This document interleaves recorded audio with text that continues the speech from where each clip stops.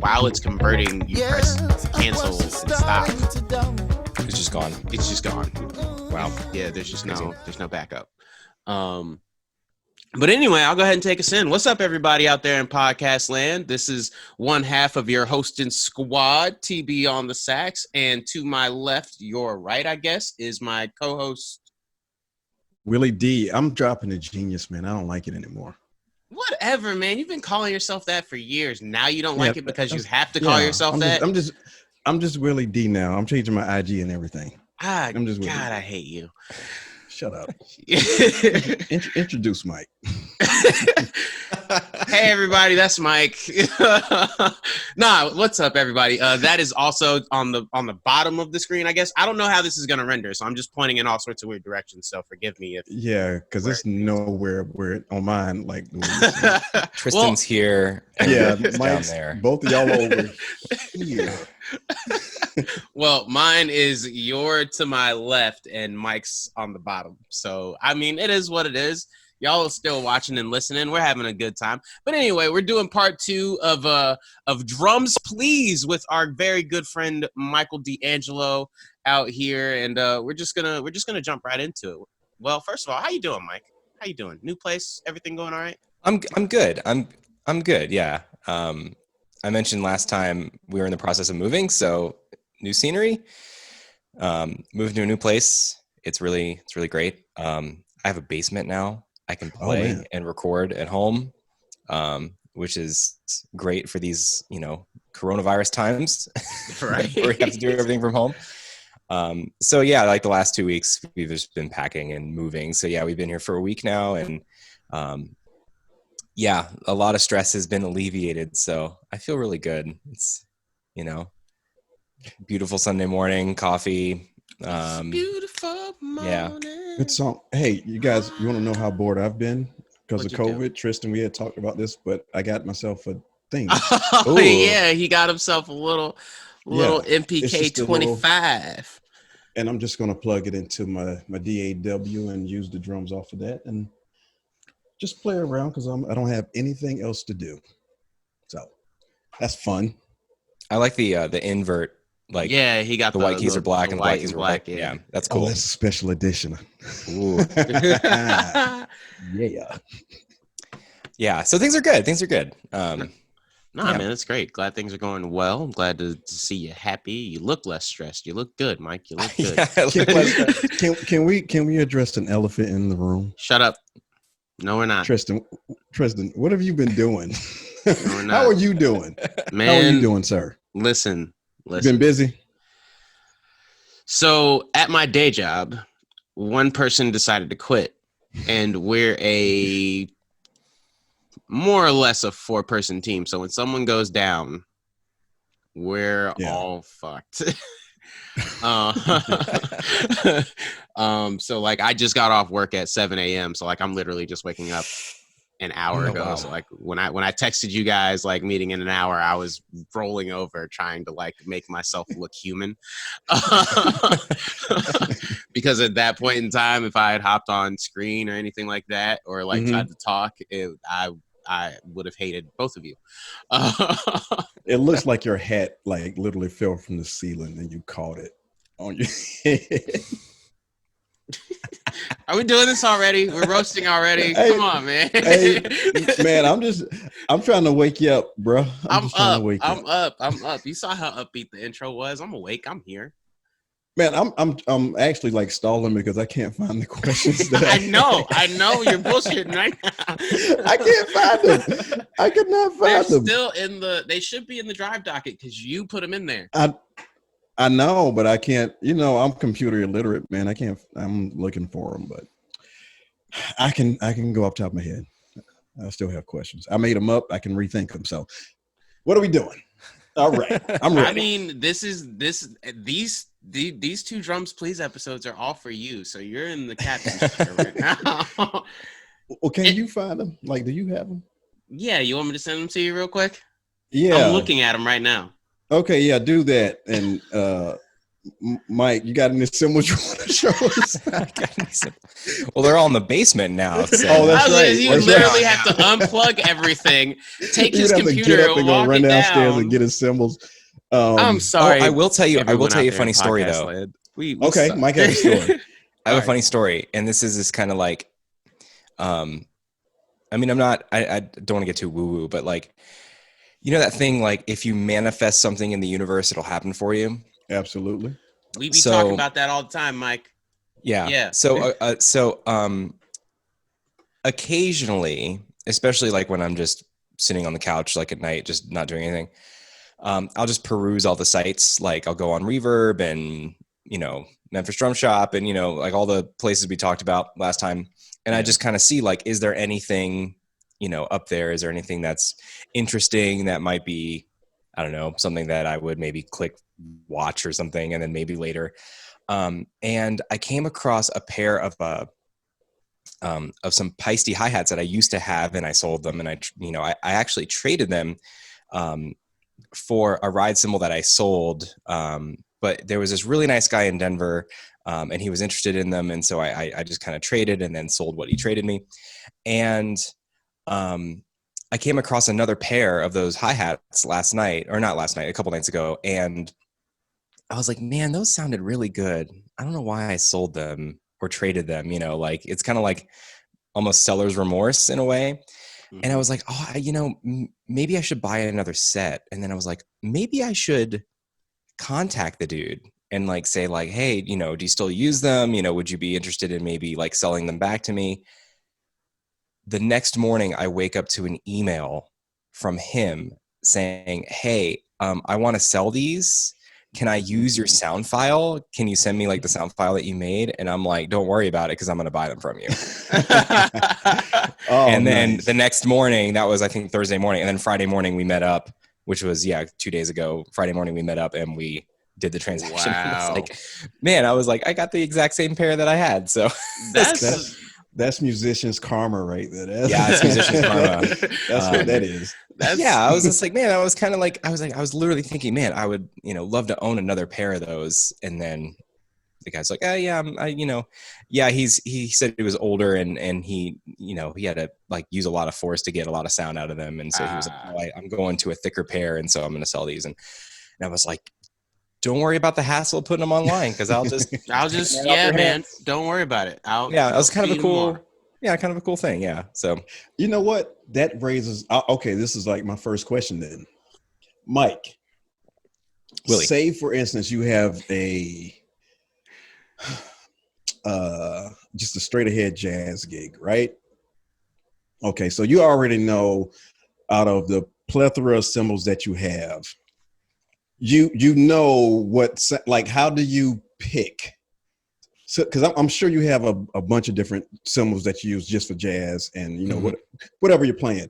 So does it depend on the artist that you're playing with or the sound that you want to put with the music that you're playing? Like, how do you? I understand this question. Yeah, that's a good question.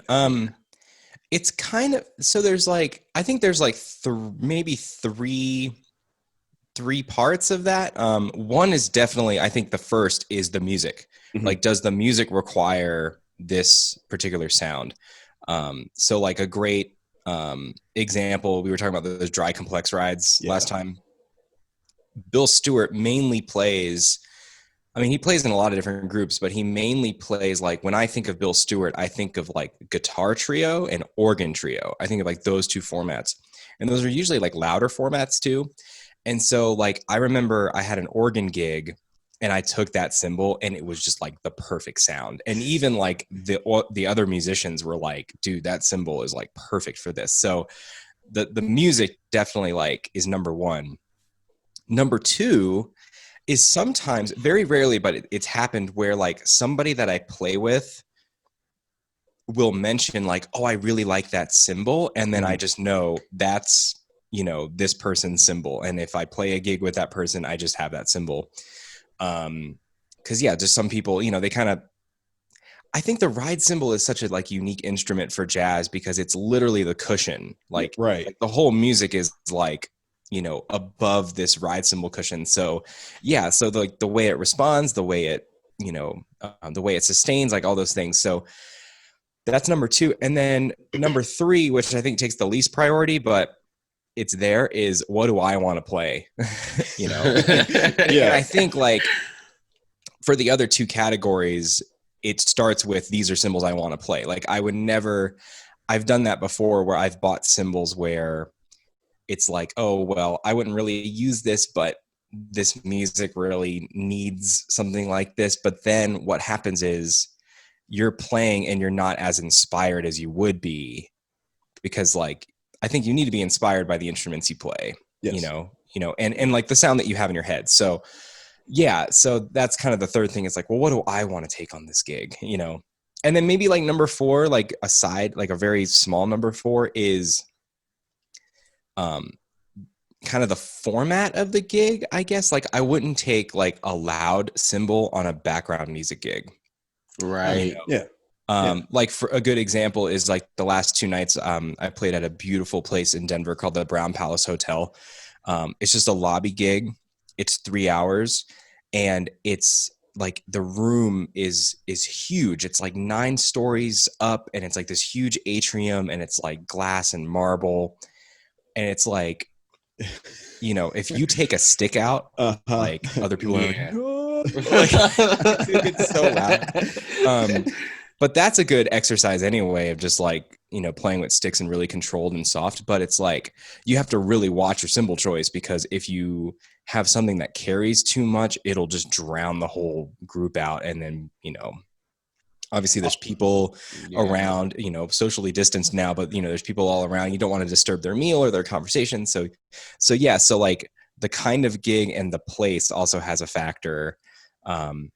But really, I think that's a place of luxury. Like, I think, to be like, which one do I want to pick today? But I think everyone should have just a set that can work for everything that, And I mean, that just comes from years of accumulation. That just comes from years of just playing, just picking up different cymbals and stuff. And that's, like you said, that's going back to how we talked about 2 weeks ago, just having that huge kit that I used to have, and just, I had like 20 cymbals at the time, and would put them all on the kit. But I ended up getting rid of, I have 2 cymbals now and a pair of hi-hats, and that's it.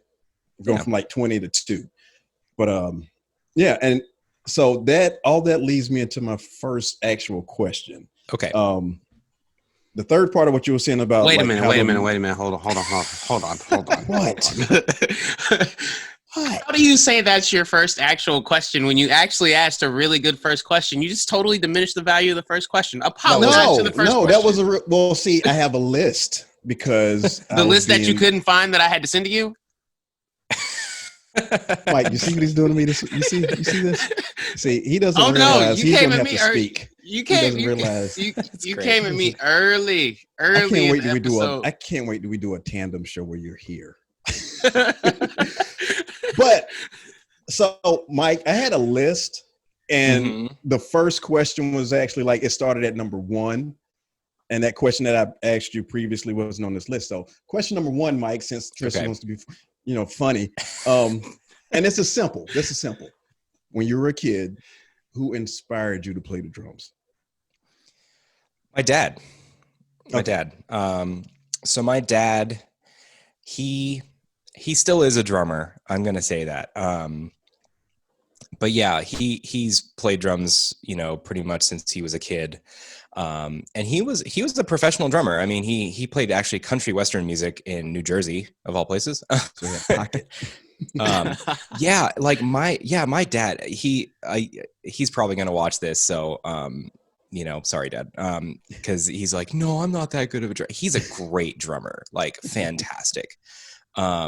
I mean, he's got a great groove. I mean, he was completely he was like completely self-taught, doesn't know what a quarter note is, doesn't know, like, can't read a lick of music. Right. But his instinct and his musicality and his like sense of time is incredible. That's awesome. And he, He actually played, there's a pretty well-known country artist named Gene Watson. Like this is like old school country Western. And my dad was his first drummer. So he toured around the country, played Madison Square Garden, you know, like, so he's done all that stuff. And when I was like really young, like probably around 18 months old, it just kind of, I don't know, there was some kind of like osmosis or something like that where, you know, my mom would take me to his gigs and I would just kind of, you know, mess around on the, you know, just kind of haphazardly just kind of hang on things. And, but then, yeah, like, you know, I was kind of bit by the bug then. And then I just started playing. The thing that was tricky with my dad was that he's a complete lefty. He's left-handed. So he plays completely reverse. So your bass drum pedals your left foot, your hi-hat pedals your right foot, you're crossing your left over your right. So, you know, I actually thought as a kid, I thought left-handed was the right way. Yeah. Like that was how everyone did it. And then when I watched other drummers and I asked my dad, hey, why are all those guys backwards? Actually reverse. Like, and he's like, oh, actually you're backward. And then that's how I figured out I was right-handed when I switched it. And I was like, oh, this feels way better. The unfortunate part about that was he kind of had to pass the torch to me because, you know, we had like one drum set in the house and he was like, oh, well, I want Michael to play it. So we switched it around. And then, you know, he had a day job and he got transferred to North Carolina. And that's when we moved there. And he kind of lost all the people that he played with. And so I kind of took over from then. So he kind of stopped playing for like 20 years. And recently in the last couple of years, he's picked it back up. So he bought like a little like electronic kit. Yeah. And like, you know, actually the Coastal Trap. Is that the that's my dad's electronic kit. I was visiting and I was like, oh, there's a USB port that's plugged into Ableton and just recorded the MIDI data. And but yeah, like, you know, this is like kind of sappy, but like being at home, like visiting my parents and like I'm just somewhere in the house and I just hear like, you know, I just hear the noise and I just walk in and he's just shedding to like the radio on his phone. I'm just like, that's just amazing. So it's almost like full circle for me because that's how I started, was just playing along this stuff and not really knowing what I was doing and just hearing it and just imitating, you know. So yeah, so my dad gets all the credit for how I got into this. That's crazy cool, thing. Man. That is cool. Now I have to ask the question. So you know, you've heard stories about like, you know, dads who've taught their kids how to play basketball. The kid grows up, he's bigger than the dad. Then they go out in the backyard. The kid takes the dad to the woodshed, kicks his behind the basketball. So do you ever go home and just start shredding and stuff and say, hey, dad, look at this, and just start doing everything? And he's just looking at you like, I should just kick you off the drum. No, I mean, that was me as a teenager, you know, like, because obviously like, oh God. Yeah. I can imagine that as a teenager. Oh, youth there. Yeah. I mean, I think we just always connect on that. I mean, there's a couple of photos of us lying around of like me and him with like sticks, kind of like banging on stuff together. And, actually this is great. So my parents visited Colorado when my dad turned 70 this past September, and I surprised him. So actually this is kind of crazy because now with COVID, like, you know, I think I mentioned like all of our operations are just kind of like, we can't use the buildings and all that stuff. But we had this kind of really cool area in the auditorium building called, we call it the Tower. And the Tower is like, it's like all the way at the top of the building and there's all these windows and it's kind of haunted actually, but it's this huge room where there's like 3 drum sets and like, it's where all the stuff happens. It's where all the cats practice. It's where we have the lessons and stuff. And so, my dad happened to be in Colorado during my lesson day. And so I worked it out with my, you know, teacher at CU, Paul Romaine, who's a fantastic drummer. And I said, hey, I want to set up a kit left-handed and bring my dad up and I want to play. And that's what we did. So I set up the kit and I was like, oh, hey, Dad, I want you to meet my drum teacher. So we go upstairs and we go to the tower, and he walks in and he goes, what is this? And I'm like, we're going to play. And so we spent the whole hour just playing, and just, my dad's like, oh, I don't know, like jazz tunes like you guys. And like, we're like, we don't care. Let's just play like a groove. And just like, we traded around. And I love these phones because like I just put it up somewhere and just hit record, and I have the whole thing on video, and I'll always have that. So yeah. So now it's just like, we're just making music, and that was really cool. Like and that was kind of like my birthday present to my dad was like, let's just play. Cause like, I don't think we've ever really played together like that ever. So that was cool. That was a cool moment. I'll have to like actually dig that up and like post it online or something. That's if you do tag, I don't know if we're friends or anything, but just, we'll figure that out. I want to get tagged on some of that stuff. I want to see that. Okay. That is cool. Facebook friends, I think. I don't even know. I think so. I did have a social media purge. Like you did like social I kind of deleted purge, everything. So we get back on. We will be. So with that, so as you're getting older, you're getting good, and you're doing the modern drummer stuff. Now, were you doing gigs before then? Like, had you already started doing, like, people started requesting you to do gigs at that age? Not really. I was mainly just kind of playing in my room. I was involved in the, like Charlotte, North Carolina had kind of a cool scene of like drummers.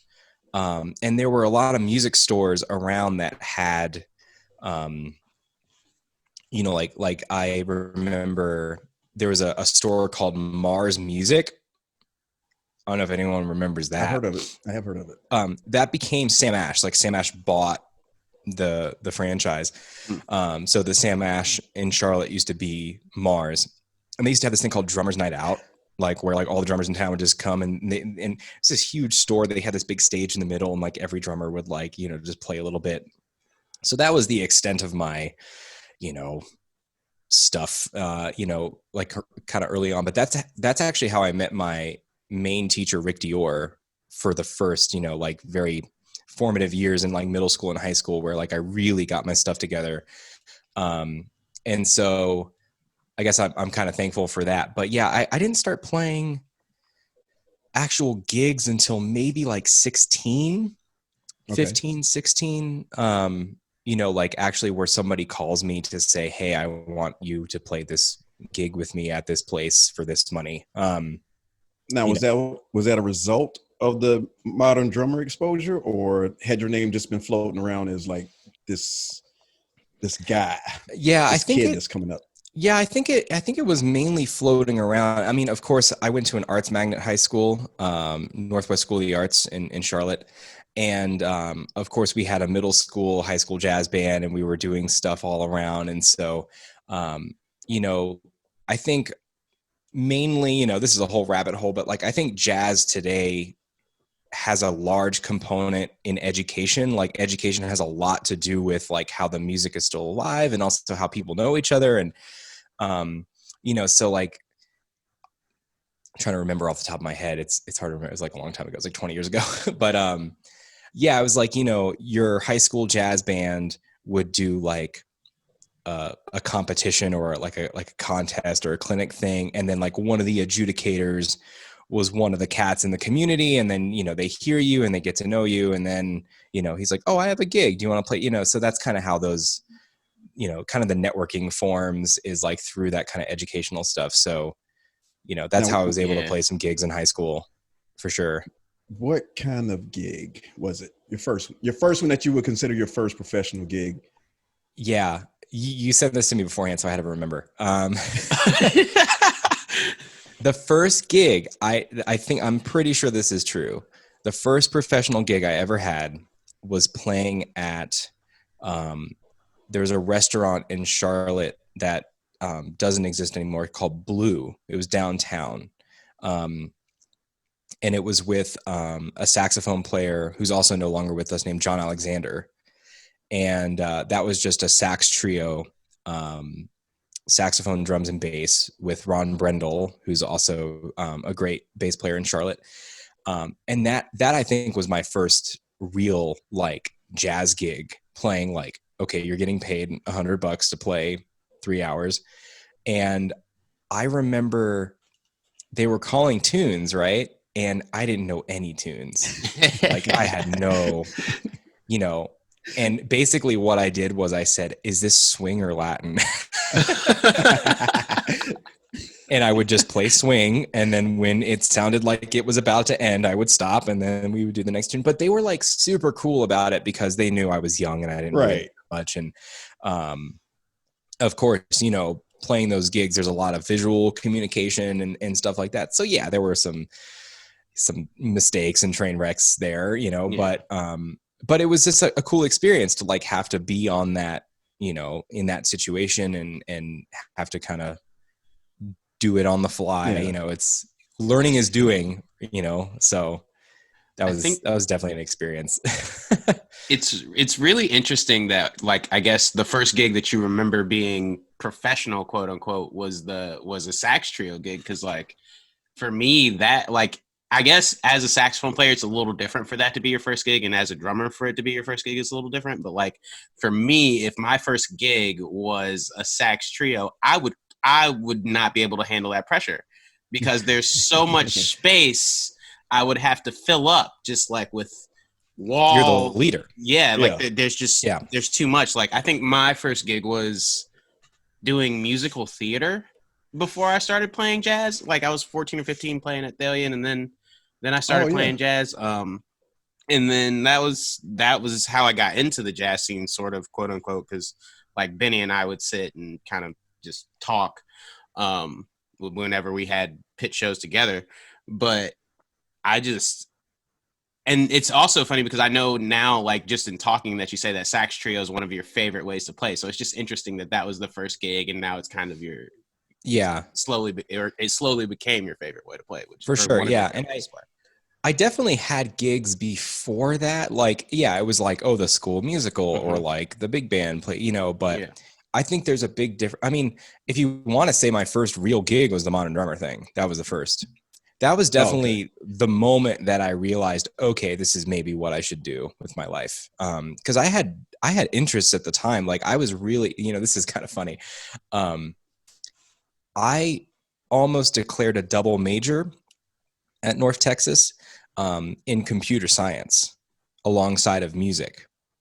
And because I was just really into computer, like I grew up in like the internet age, like, you know, mid 90s when like the internet became mainstream. Like remember you go to like, Willie, you should remember this. You go to the grocery store and there's the America Online CDs. Oh God, yeah, man. Yeah, like that's the age. And of course, like my parents had no idea about computers, right? So I was like many people like my age in their 30s, you know, you were like tinkering with the computer, trying to fix it, you know, like if something was wrong, blah, blah, blah, blah, blah.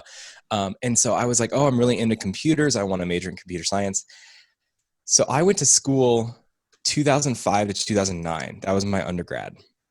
Think about this. The iPhone came out in 2007. Yeah. The App Store came out in 2008, I think, around that time. It's like, man, if I were to major in computer science, I would have been like right there at the massive like iPhone app huge thing. And you know, I just found out, you know, so like if I would have done that, I don't know if I would be playing full time. I'd probably be doing app stuff, but I still love computers and technology and all that stuff. So but yeah, I just thought that was kind of a funny thing of like the timing of it. Especially, I'm digressing, but well, that's no problem. All right, so I have another question. I think I have all the questions. And you have them all. It slipped my mind just like that. I think it was actually Mike. So your inspiration. You started out playing drums. Mm-hmm. Now I know that you can play pretty much everything, but did that develop as far as, was that on purpose, or did you start playing other instruments before you were in school, or did you pick up bass before you started going to school, or was that all just a part of the school experience that you just had to learn all these instruments? Yeah, it wasn't required in terms of like learning different instruments, but when I went to the Arts Magnet High School, it was middle and high combined, Hmm. which and I went there for all 7 years, which I wouldn't recommend just because like by the end you're just like, You're give me out of over here. it at that Sick of point. music, Like, right? yeah. Yeah, but so we had two jazz bands. There was like a lower lab band and then the jazz band. And there was 1 year around maybe the time I was like 13 or 14 years old. Um, there were like 8 drummers in the program and like one bass player. And so I told my band director, hey, I want to learn how to play the bass. And I could Yeah. play the bass in the lab band and um, play drums in the top band. And so he let me borrow the school's bass. I took like the little book of, beginner jazz band charts home. I found a fingering chart. I wrote like kind of shorthand, like, like a C is like, I wrote A3, which is the A string third fret. It was like kind of like a weird tab thing. Uh-huh. But it was also like I was learning how to read the notes and all that stuff, which, as a drummer, unless you play like classical percussion, which I did, but you don't really get the melodic sense, the harmonic sense. And so, so I did that. And then also around the same time, the teacher I was studying with privately, Rick Dior, we were working out of this book called Essential Styles for the Drummer and Bassist by Steve Houghton and Tom Warrington, which I actually studied with Steve at Indiana when I was there. Okay. But that book is really cool because it's like it has a play along CD, and one channel has the drums, one channel has the bass, so you can like pan it to get no bass and pan it the other way to get no drums. And then you have the drum chart on one page and then the bass chart on the other page. So when I was kind of like, 8 p.m., 9 p.m., it's like, Mike, you can't play drums anymore. I would pick up the bass and do the same tunes I was learning for drums on the bass. So it was kind of like I had both. It was like the same tune, but I had both approaches. And as I'm playing drums, I'm hearing what the bass is doing. And as I'm playing bass, I'm hearing what the drums, it kind of all works out that way. And so that was kind of how I got into playing bass. And then the same thing happened with piano a little bit later. I was learning mallet percussion, so I kind of knew the notes. But no piano in the lab band, I'll do it, And so, and then I just kind of, I don't know, I just kept it going. Like I know a lot of people will just, kind of just mess around, but I don't know. My hobbies in high school was music outside of music, that's why like I had to get out of that. I was like, oh, I'm into computers. I'm into like cars. I'm into, all that stuff. Cause it was just like, you can't do music 24/7. Like you'll drive yourself crazy. So by the way, expounding on that car thing, Mike literally has the cleanest car you will ever see in your life. I kid you not. When all of us were living in North Carolina, we would literally have wash days. We would have wash days where Mike would either pull up to the house or we would pull up to Mike's apartment and we would wash and wax cars. Now, does that translate to the drum kit? Is there any dust on the drums? Oh, yes. Oh, yeah? Well, hold on. It does translate in the fact that my drums are really clean. And I play black drums too. So like black drums, like, any fingerprint shows up. But yeah, so like the car thing, like, and that's like this new house that we're in. I have a hose finally. It's like, it's glorious. I did it Thursday. I almost wept. I was like, this is so nice. It's a game changer, man. It's a game changer. Driving Because I was using just this so I can have a wash day with Mike. To play. Just I know, But so I don't know where I go. Oh yeah, like the car thing is like that's like my anti-music thing. Like if I just want to like shut off and like not think about music or not do anything, it's like spending a couple hours every week like doing the car is like very therapeutic. I get that. Yeah. So that's kind of why I've kept that up over the years. I'm a car person, but it's not like the detailing and stuff. I just like buying modifications and stuff. All right, everybody, remember exactly where we're at. We're going to have to stop this for a second because I forgot about the 40-minute time limit thing on Zoom. because Again, Tristan is having. I am dropping the ball. All right, just bear with me this week. I know I'm having a day. Just all right. Like, and my questioning was flowing. Like they led into the next one, and you just shut up. I'm going home. Up. Can y'all hear this? Huh? Hear what? Nothing. Oh, are you trying to trigger sounds? Is that what you're trying to do? Oh. Well, no, I was saying because my my MIDI controller is plugged in, but I was wanting to make sure it didn't like play into the system. I don't know recording like you guys do, so I didn't know if it was like in it. It's not so good. Y'all didn't hear it. Cool. Oh, okay. All right. Anyway, I'm gonna end this call. And is there a way to like? Can I do that on my end? Yeah. I think you would have to record it though, Mike, from your end, and then send it to. I could have fixed it. Oh, okay. Never mind. Okay. Yeah, I could have fixed it. I'll let you guys do it. Yeah. You could have fixed it. Then fix it then. Well, Co-producer. Well, the thing is, I told you, I have the paid version of Zoom. I don't have to worry about these things. When did you tell me that? I told you this last week. I said I got the upgraded version. We don't have to worry about time limits, or like we could do like 5,000 people on a meeting. You didn't tell me that. I might have told somebody else that. I don't know. You didn't tell me that because I would have been like, cool, start the meeting. But this hasn't happened. Like last week we went for like an hour and a half. That's true, but it was just us. Oh, okay. So, okay. I got you. Anyway, so yeah, just do Willie, it. Just redo it. Willie, no, actually, you do it, and then I'll just. I need to sit back in the same position. Like you guys are in the same squares as before. Y'all aren't now. Y'all okay? So this is okay. God, damn it, Zoom. You're in the same squares. Mike, now you're on my left, and Willie's on the bottom. Y'all in the same places. Oh well, then that's how I have it. So. Oh well, then all the. Mine didn't change. Mine changed. It's all good. Okay. All right. So next question. Hold on. Let me. What was the last question? We were talking about learning other instruments. Learning other instruments. Oh, okay. All right.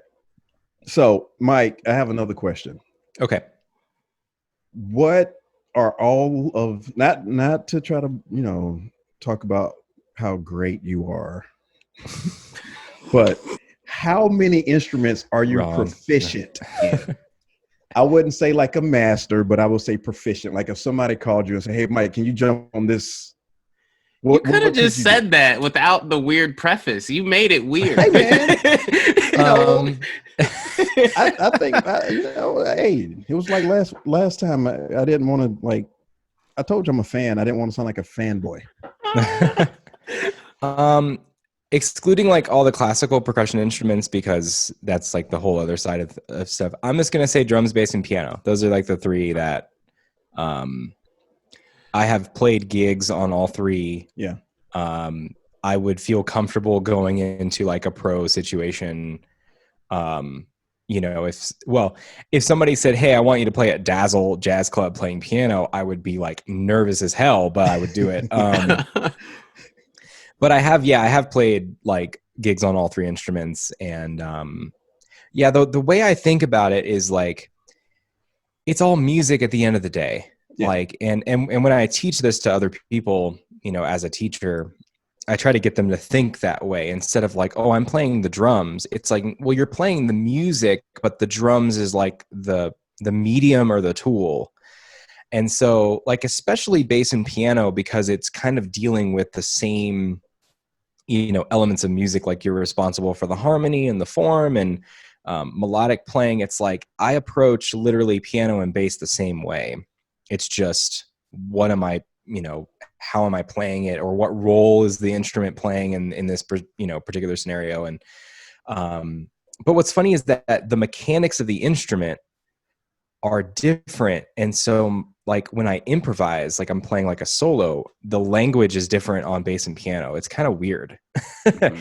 Like you would think like, oh yeah, you just play the same way on both, but like the way the instruments are aligned, like for example, I also play jazz vibraphone. It's not like my favorite thing to do in the world. Cause I feel like it's very clunky, cause like piano, it's like, I can just use all 10 fingers and, but I feel like because piano and vibes are like literally the same layout, you know. It's like you have the white keys and the black key, you know, the accidental keys, and it's like it's the same. However, the way that the instrument works is totally different, and you can't play the same language that you would on piano on vibraphone. That makes sense. Yeah, so and that's why like vibe players have that sound, and then piano players have another sound. So yeah, like Milt Jackson, Bobby Hutcherson, Warren Wolf, like all those cats, you know, they all have a sound because it's kind of like, it's kind of like how the vibraphone is set up. So, so I guess I can add vibes to that too. But yeah, vibes are cool though, because like the vibraphone has a very distinct sound, but like all the people you just named have very distinct sounds on that instrument. Like, yeah, they do. Bobby Hutcherson sounds completely different from Stephon Harris, and so on and so forth. It's like a whole, like that culture is crazy to me. Yeah, Stephon's in a league of his own for sure. And like when he sings while he plays, like it's just, I'm like, dude, what are you doing? He sings. He's insane. He sings the line. He's probably my favorite vibraphone player, for sure. I had one of his albums this might have been 10, 12 years ago. Was it Blackout? I don't remember it because it was a CD. So I lost it. I don't even know where it is. I don't remember which one it was, but I think didn't he do a clinic at UNCW once? If he did, it was before Mike and I's time. I feel like, and that would have been a long time ago. Yeah, like. That was like, I got so angry when I found out, like once I started getting super heavy into jazz, that Chris Potter had actually gone to UNCW and did a clinic. I was that was and he brought the underground with him. Did he bring the underground? I was like, man, this is dumb. I hate he did. Yeah. And it was like with Jonathan Kreisberg too. Yep. Yeah.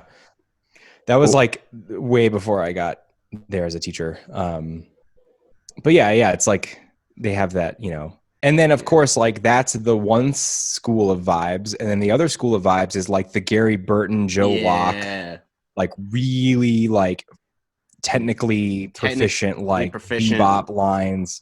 Oh, yeah. Yeah. Oh, yeah. Real quote unquote actual jazz stuff, as the Jazz Police would say. Yeah. Jazz Police. Oh, that's a real thing, man. The Jazz Police, they suck. Aren't you like the general or the sergeant of the Jazz Police? No, I just hate stuff that's inauthentic. We've had this conversation. Don't you try and do this right now. I mess with you all the time about that. hey, Mike. So I'm gonna give you a little background about me. So my dad is like the big, like I grew up. I played the saxophone because of my dad in band, right? Yeah. Because my dad is this huge Kenny G fan, right? He literally has every Kenny G CD. Gosh. And so that's how I envisioned the sax sounding, you know, as a kid. So when I heard like straight ahead jazz, I was like, what is this crap? Because that's the only way I was the same way. Like I grew up listening to like I think the first jazz record I ever heard was Chick Corea Electric Band. Yeah. With, like, Got a Match. And so yeah, like Dave Weckl was like my dude growing up. Like that was the guy that I really like checked out. And I practically like transcribed him without knowing what that was. And and then I remember, this is great. My dad got me one birthday, like I think I was like 8 or 9. He got me the Best of the Miles Davis Quintet. It was like the second quintet with Tony Williams. And I remember going, this is horrible. I don't at all. It was like, this is really weird and out, and like I don't know. But I still though, I remember thinking at that age, like, man, that ride cymbal sounds great. But like, just like that, I was like, this isn't. And then like, of course, 6 years later, I'm like, why did I hate that? Like, this is like the best stuff, you know? It's funny how your tastes change over time. Well, see, you know, for the longest time, I literally thought like these guys can't. Like I figured that they knew their instrument, but they were just playing just stuff. Like I thought they were in the same key, and they just started playing stuff. That's all I thought jazz was for a while, because I'm used to Kenny G playing songs that you can kind of like sing. You know what I mean? Like a sing song too. And so that brings me to Tristan. Like I mess with him all the time about him sounding like Kenny G, and he hates it. I mean, He here's literally But it's hates interesting. that. But It's interesting to me though, like because you mentioned. Go ahead, Tristan. You're well, good. like I guess my thing is I kind of had the same thing as you, Mike, because like my first exposure to jazz was through Willie, and he had all the Dave Weckl records, and so at that point in time, Yeah. I was spending a lot of time with you, just like riding around doing whatever, and then so I didn't really get exposed to jazz until I think I went to the UNCW summer workshop, and you did the year of 1959. I didn't get exposed to Straight Ahead until then, and then I listened to Kind of Blue, and it was a wrap. Yeah. That actually, so yeah, UNCW camp when I was 14 or 15, the first year I remember like one of the first nights. So yeah, like I was not in straight ahead jazz at all. And I remember one of the first nights we had like a listening party, and Frank Bondrano, who's now the chair of the department, but he like ran the camp for, actually this year was the first year they didn't do it because of the virus. Wait, right. Yeah, they didn't do it. Yeah, I'm the longest running jazz camper, 16 years. It was kind of weird not to do it after that many years in a row. But yeah, like I remember the first or second night, Frank just played a bunch of records that he liked, and he played Caravan by Art Blakey and the Jazz Messengers. Yes. And like that particular arrangement is like a giant drum solo. It starts with the drum solo. Like every time they do the head, there's a drum solo in between. Solo, yeah. And that was it. Like as soon as I heard that, I went like, whoa. I have a question. What is this? Yeah. In my limited knowledge of jazz, isn't that the lead song in Whiplash? Yes. The movie. Yes. I saw his face too. Y'all had the same look. You both had the same look. Stop video. You both had the same look. Mike. No, okay. Here's my Whiplash thing, though. Here's my Whiplash thing. I was just asking a question. No. This is okay. Here's my thing about Whiplash. Geez. Here's the thing about Whiplash. Whiplash. You say your thing, and I'll say my thing. It was entertaining. I like it as a movie. As far as like I mean, I don't want to downplay anyone's experience. I'm sure someone out there has had Miles Teller's experience, but the resounding number of people I know, no. I mean, I'm sure it's embellished. It's a sports movie where jazz is the sport. There you go. That's a perfect analogy. And wow. And that's from someone else. I think Adam Neely said that, so I'm not claiming that. I thought that was yours. No. But the thing about that movie, first of all, I love J.K. Simmons. Like he's that's what I thought he did a great job. Simmons acted his ass off. I think he's great. But, I think, especially in the United States, there's already such a big misconception about the arts and music and jazz and education. And it's like that movie was not helping anyone's cause in terms of because like so many people would ask me like, is that what practicing is like to you, where you like go so fast and your hands bleed and you want to punch a hole in a snare drum? And I'm like, no, that was not.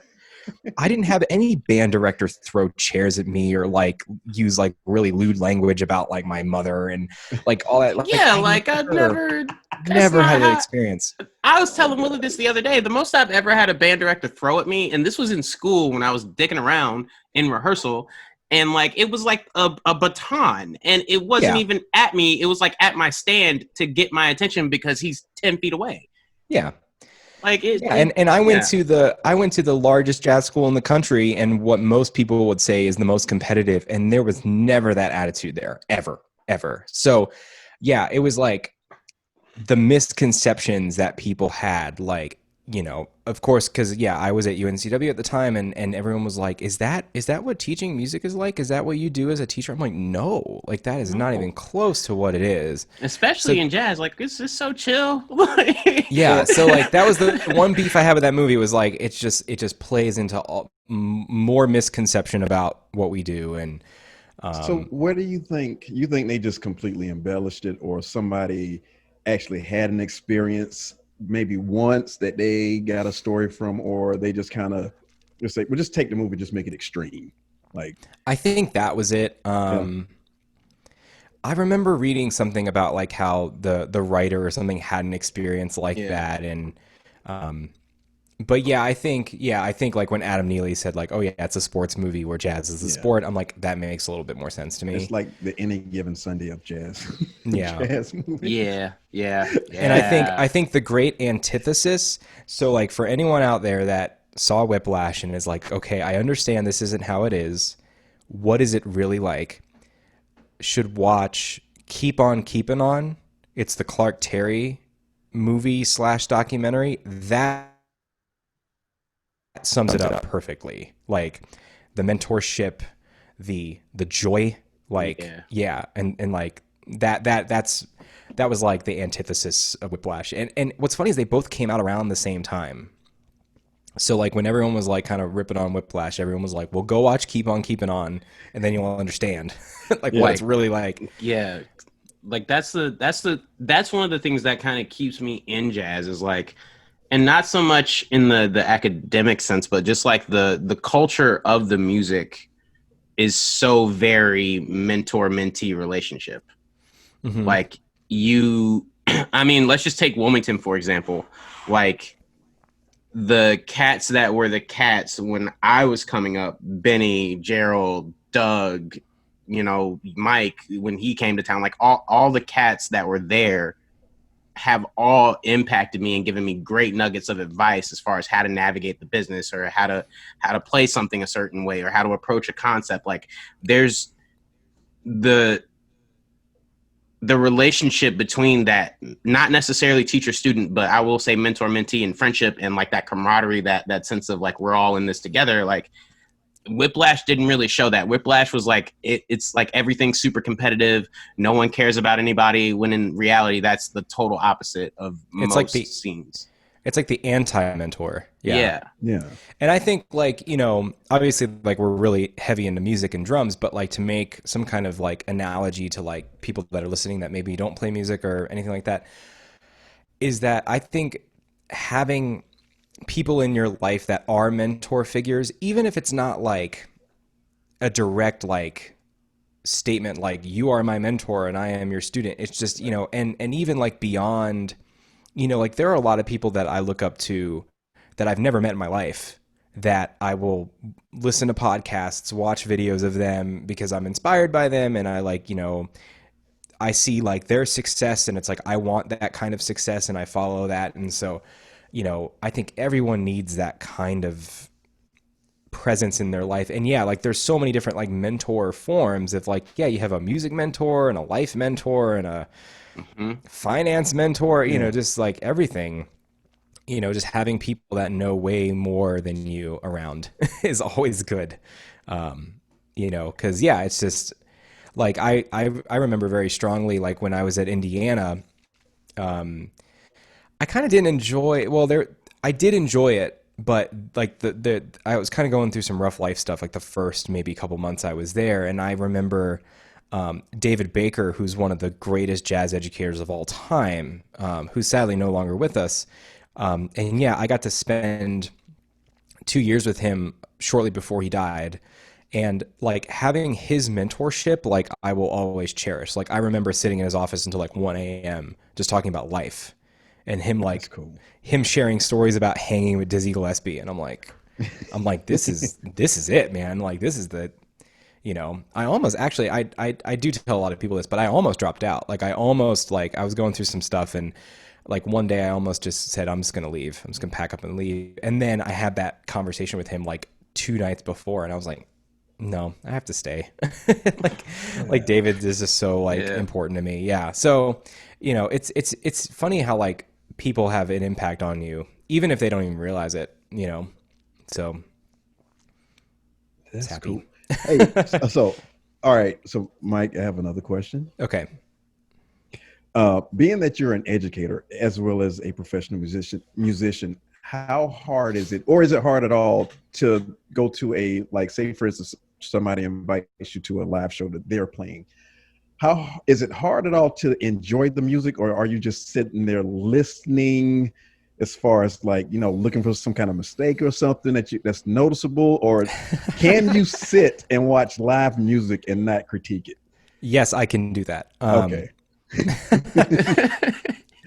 Okay. I have trouble doing that. Everyone ever, if you say that you don't do that, you are lying, because everyone does it. I actually do it. If I do it, I do it more when I listen to the radio, because it's just like whatever comes on. But yeah, like when I see live music, well, the first thing is that I have to put it in like perspective of like, these are the musicians expressing themselves, and it's so easy to be like, oh, well, this is what I would do, or this is what, like, oh, I didn't, I heard this and maybe I don't like that, but I think the beauty about jazz specifically is that everyone is individual, like everyone is unique. So for me, when I'm like listening to, especially people I haven't really checked out, the first thing that I'm thinking is like, what are they telling me? Like, what are they expressing? And I just kind of, I look at it for what it is. Like, I don't try to make something that, I don't try to make something of it that it's not. And I think that's what a lot of people try to do with jazz, like even just listening to it. Cause I've taught a jazz history class, for a long time, like 7 years or something like that. And it's always funny. The first couple weeks, they're all looking for something that they're not getting, like lyrics or a beat, or, well, we could, this is a big tangent probably for another day, but like pop music now is so repetitive. And in my opinion, so one-dimensional. Sorry, I bumped my mic. That like when they listen to something with some complexity, they don't. It's not that they don't like it; they just don't know what to listen for. They don't know what they're hearing.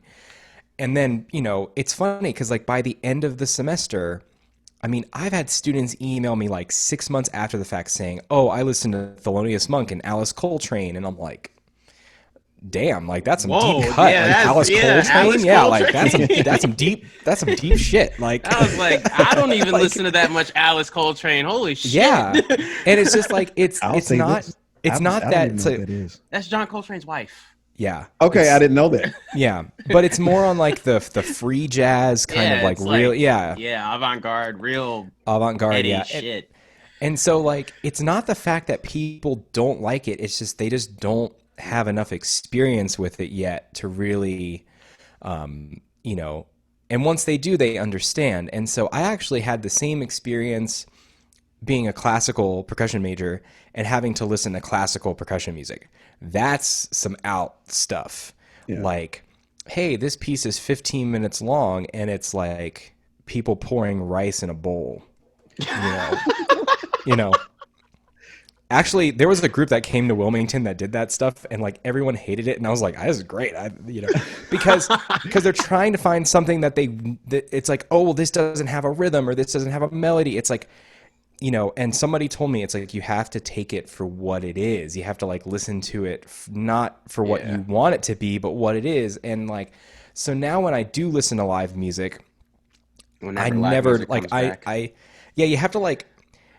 I think one thing that teachers, there's this old adage that you have to practice like you play, or you play like you practice, right?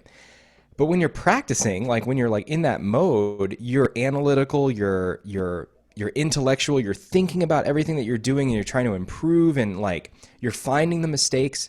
And then when somebody says, "Oh, well, you play like you practice," well, then you start playing and you like start over analyzing everything you're doing, and you're like, "Oh, this sounds like shit. Like, what am I doing?" And that's not it. That's like there has to be a separation between the practice and the performance. And so actually what I say is, okay, well, you play like you practice. You should practice that too. Like practice the intellectual stuff and practice analyzing yourself, but also practice letting go and just letting it be. And then when you get into the situation, then you can actually like kind of let go, and then it becomes fun.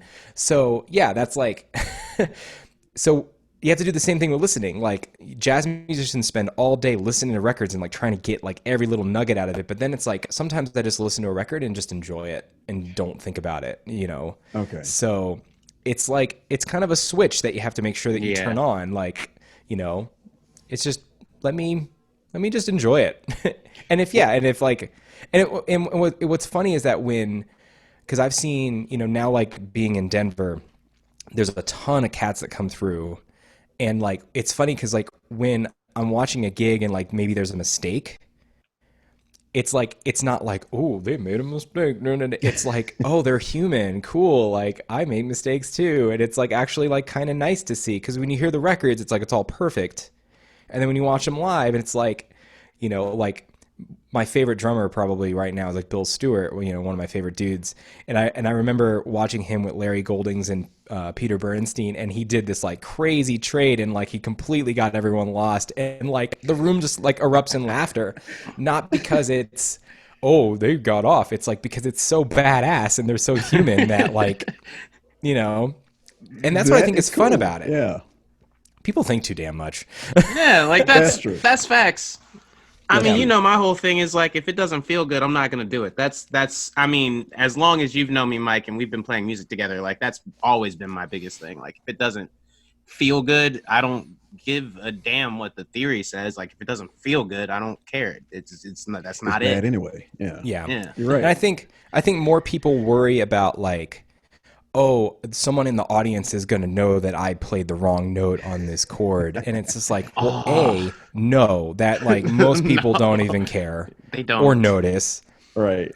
And B, it's like, yeah, I've definitely heard players live and I'm like, oh, they hit a wrong note. It's like, I don't care. So That it's stuff just happens. like, I mean, it happens. Because it happens. Because again, we're Yeah. all human. Like, it's not like Mike, we're speaking robots. of practice, We talking about practice? true. and if it's perfect, it probably sounds like crap. So Yeah, we're about to talk about practice. Mike, speaking Okay. of practice, how do you approach practice? Do you still practice? Like, do you practice for the songs that you're presented? Like, if you have a gig, or do you still practice to get better at technique? Or what is your approach to practice? Like, you sit down at a kit, you put out some time that you're going to just sit down at the kit. You might have a gig coming up in a month or something, or a couple weeks. What is your mindset just sitting down at the kit? Are you practicing for that gig, or do you practice to get better at something that you think you're lacking? yeah, it's a good question. A lot, like pretty much everything you said. Yes. So yeah, like there are times like, you know, I remember a couple years ago, I got hired to play a session and it was some pretty complicated music. And so I have to learn that music. They send me demo tracks, you know, because you want to get to the session and not take a whole lot of time. There are some times like where I have a couple gigs where we're playing some tunes and I might go to the records and play along with the records and just to kind of just get the feeling of like what it's like to play to that tune. And I do work on, I think, you know, as people, well, first of all, that old adage of like young musicians, if you're watching, the adage of practice as much as you can in school, that is 100% true. Like for real. Like when you're in school and you're living in a dorm Big facts. post corona, like when all this is over, Big facts. you should be practicing like 8 hours a day for real. Because when you get out of school and you have to do life things, You can't do like that for example, anymore. we've been moving for 2 weeks. I haven't touched the drums except for the 2 gigs that I played. What? I haven't touched the drums in like 10 days. Haven't touched them because it's like we're moving, we're unpacking, we're getting stuff set up. Life. That's my goal today after this is to set up the drums and play. Like, but yeah, it's like you don't have that like luxury, like go to the practice room and practice for a couple hours. Like, you know, you have to call the utility company to set up your internet and like you have to like do these life things, like go to the DMV to renew your driver. You know, it's like, so like, yeah, like when you're young, that's the time to really get the stuff together. But now I do a lot of like technique maintenance, like and actually I feel like when you get older, when you're playing drums, it's such a physical instrument that you have to keep the mechanics, Yes. you know, like, so it actually takes me longer to warm up now, but I kind of like it because it's just really like quality time with just sticks and a pad, and that's cool. But nowadays, like, I feel like I've gotten enough together, like, that when I actually sit down to work on something, it's like something that I've always wanted to learn, or like for example, I was playing these 2 gigs this weekend, and I'm like, oh, I don't really play a whole lot of like long stretches of odd groupings. Like that was something I realized like the other night. I was like, oh, like, maybe I should practice some like odd groupings in 4 or something like that. Some things that I'm like, oh, I'm hearing this in my head and I can't do it. So like, let me figure that out. I think that's like, like my whole philosophy on teaching, because like when you're teaching, you're basically teaching your student how to practice and how to learn on their own. Like you're not supposed to just give them all the material. They're supposed to figure it out. And so like how I think of it is, there's like 2 sides to one coin. There's a technical side and a musical side. Everyone loves to focus on technique. Why? Because it's quantifiable. You can open up a book and say, I'm going to learn the 40 PAS rudiments, right? It's like, it's easy. There's a whole study about like language learning too, like side note, about like how language is presented in books is not because it's the best way to learn. It's because it's the easiest way to put in a book, right? Because like most people learn language by just hearing it and repeating it instead of like reading a book and translating. And so I feel like music is the same way, where like everyone just wants the quantifiable, like I want it in a book, da da da da da. But what happens is these people have these huge technical, like large technical facility, but then they have like no musical ideas and they can't do anything with it, right?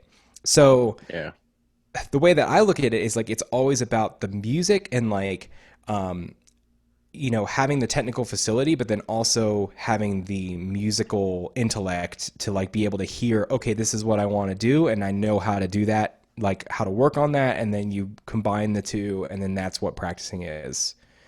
So having a result in your head, knowing how to get it, and then doing it.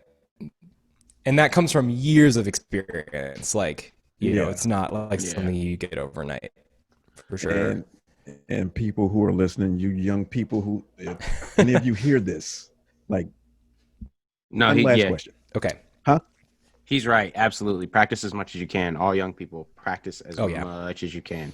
Absolutely. And even when you're older, practice as much as you can. I mean, just it's not going to be as much, as you can. Right? It's just not going to be as much because life stuff.